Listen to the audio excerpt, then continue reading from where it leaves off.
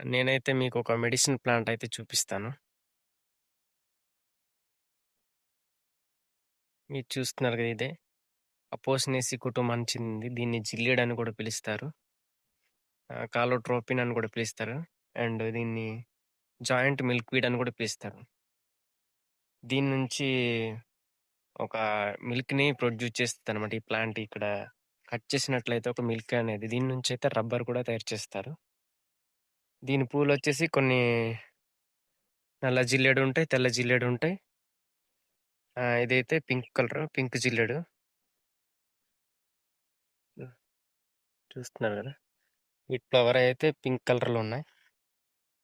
ఈ ఆకు నుంచి ఈ ఆకు నుంచి వచ్చే కొన్ని ఉపయోగాలు తెలుసుకుందాం. ఈ ఆకు నుంచయితే కొన్ని కీళ్ళ నొప్పులకి, వాపుకి, తామరకి అండ్ చర్మంలో ఏదైనా రేషెస్ వచ్చినా దీన్ని ఈ ప్లాంట్ ఆకు నుంచయితే ఉపయోగిస్తారు. దీనికి పాము కాటుక విరుడని కూడా చెప్తారు. అండ్ తేలుకాటుకు కూడా పనిచేస్తదనమాట ఇది. దీని నుంచి వచ్చే వేర్ల నుంచయితే కొన్ని జీర్ణ సంబంధించిన పేగులు క్లీన్ చేయడానికైతే ఉపయోగిస్తారు. ఈ జిల్లెడ ప్లాంట్ నుంచి వచ్చే వేర్ల నుంచి. ఎక్కువ ఇది ఎడారి ప్రాంతంలో అయితే ఎదగడానికి ఇష్టపడుతది. ఈ చెట్టయితే. ఇది చిన్న పిల్లలు విషపూరితంగా అంటే చిన్న పిల్లని కాదు.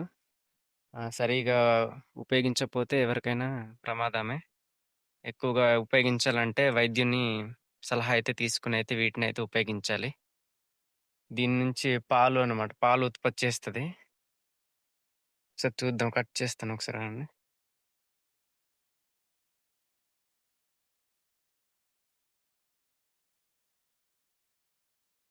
చూస్తున్నారా ఇది?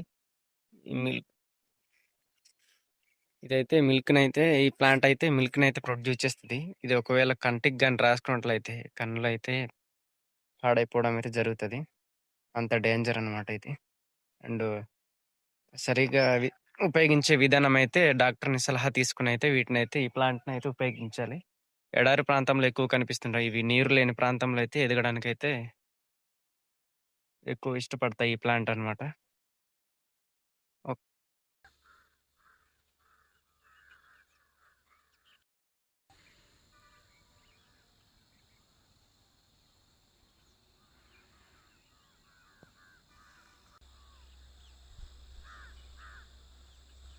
వీడియో నచ్చినట్లయితే లైక్ చేయండి.